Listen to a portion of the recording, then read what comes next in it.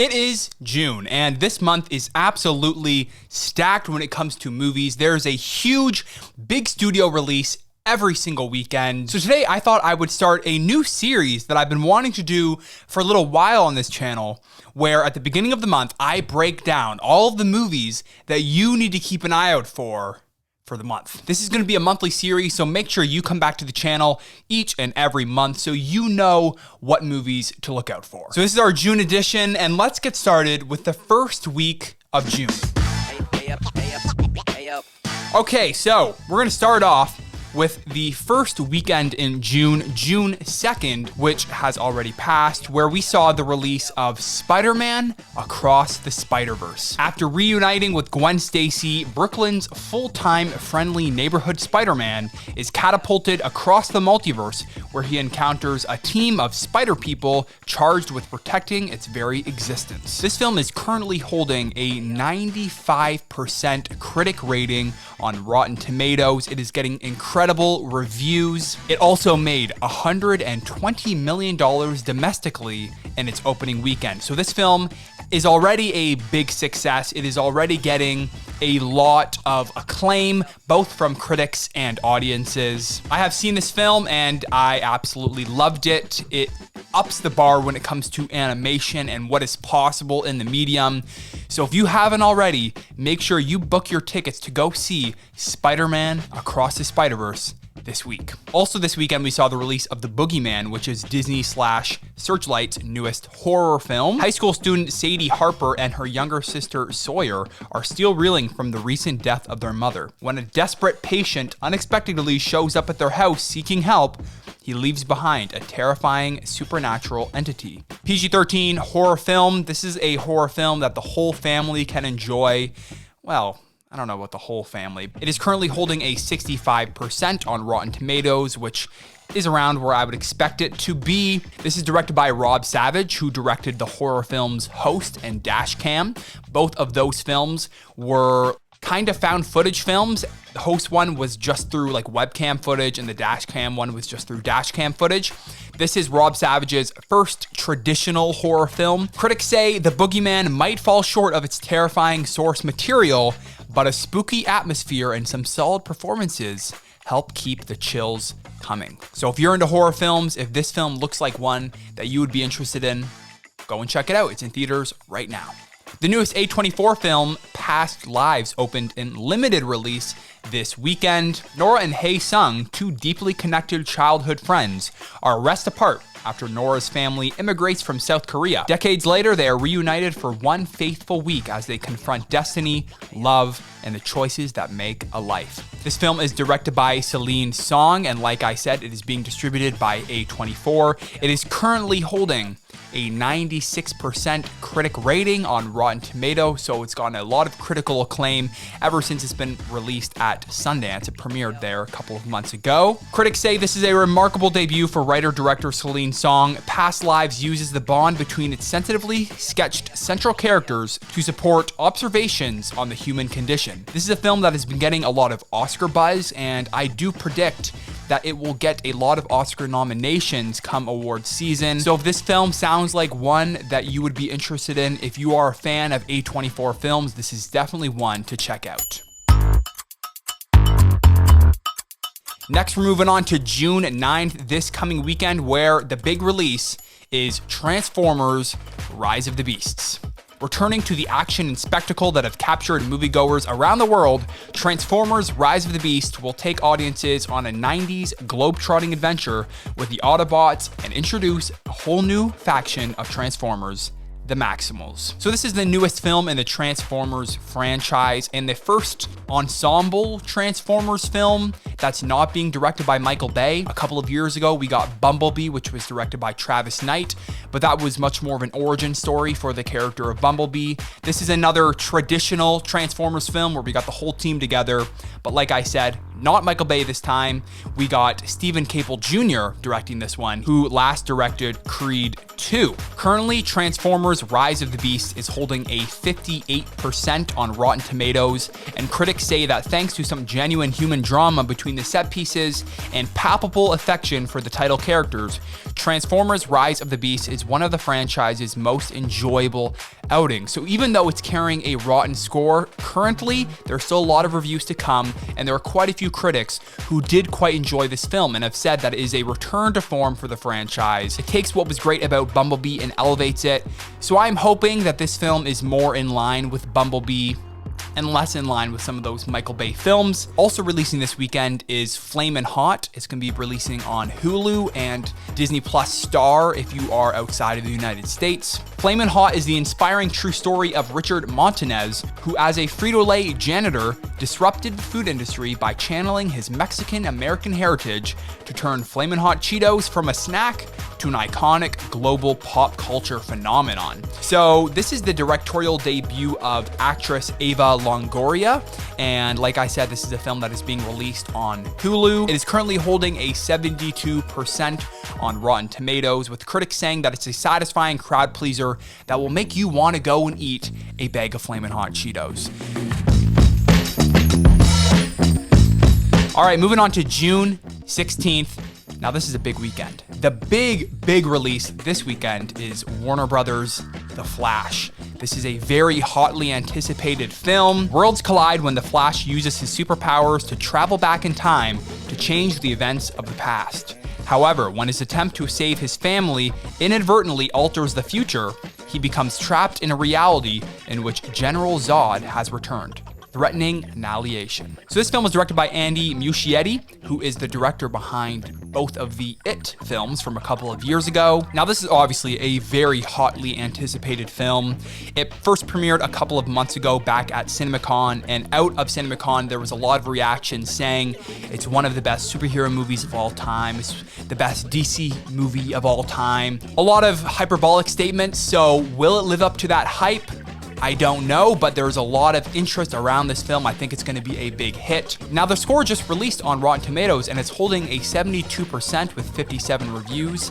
Now, that isn't a horrible score by any means. It's actually quite good, but maybe not quite as good as what Warner Brothers was hoping for, what they were thinking it was going to be, especially after a lot of these glowing reactions coming out of the film. Critics say that while it plays too much like a sizzle reel of DC's greatest hits to fully stand out on its own, The Flash has enough heart and zip to maintain a confident stride. So overall, critics are really liking this film. I know there's quite a few critics out there that are just head over heels in love with this movie, so I think it's going to be a big crowd pleaser. I think it's going to satisfy DC fans of comic book movies overall. So yeah, this is definitely one to look out for on June 16th. Go and book your tickets for this film if you have not already. It's tracking to earn $70 to $75 million domestically in its opening weekend, which would be lower than Ant-Man and the Wasp: Quantumania, Guardians of the Galaxy Volume 3, and Spider-Man Across the Spider-Verse. So we'll see if it manages to do a little bit better than that, or if it will open around that range. Also opening June 16th is one that I'm personally very excited for, and that's Disney Pixar's Elemental. In a city where fire, water, land, and air residents live together, a fiery young woman and a go-with-the-flow guy discover something elemental: how much they actually have in common. This film is directed by Peter Sun, who last did The Good Dinosaur. Fun fact, he's also voiced a bunch of Pixar characters, including Emile from Ratatouille, Socks from Lightyear, Squishy from Monsters University. So he's a Pixar veteran, and this is his second attempt at directing a Pixar film. It currently holds a 64% on Rotten Tomatoes, which is one of Pixar's lowest scores. It doesn't have a lot of ratings yet, so that could fluctuate quite a bit. We shall see. The reactions have also been kind of all over the place, with some saying it's one of Pixar's best films and others saying that it's a little disappointing.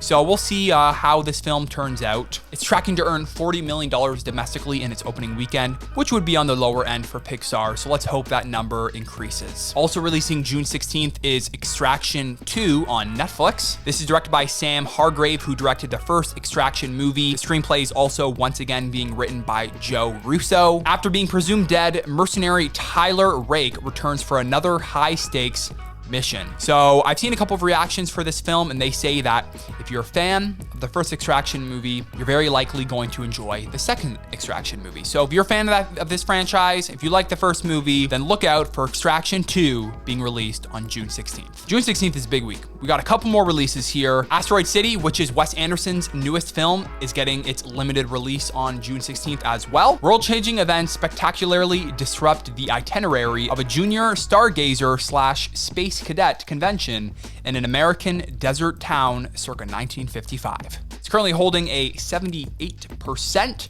on Rotten Tomatoes as of the time I'm filming this video. Critics say that Asteroid City is unlikely to win over anybody who isn't already a fan of Wes Anderson, but those who respond to his signature style will find this a return to immaculately arranged form. So from the sounds of that, if you are a Wes Anderson fan, if you like his films, if you like his style and aesthetic, then this is one to look out for. This cast here is absolutely stacked, and I've seen quite a few people say that this is one of his best films. So there's some people out there that think this is one of his best.